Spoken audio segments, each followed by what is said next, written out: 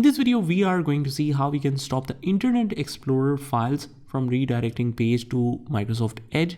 So let's say that you are trying to run any HTML document on Internet Explorer directly, but it always redirects you to the Microsoft Edge. So it is definitely frustrating. You might need it for your HTML files and so on. If you want to directly explore the files on Internet Explorer, and it should not redirect or move to Microsoft Edge whenever you opens it, here's how you can solve it. First of all, just open up the Microsoft Edge and click on the three dots on the right hand corner of the browser, and we head over to the settings at the bottom.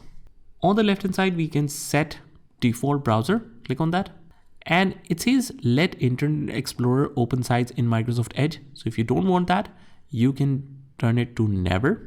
And that is how we do it. I hope you found this video helpful. And if you did, hit the like button and subscribe to our channel, and I will see you in the next one.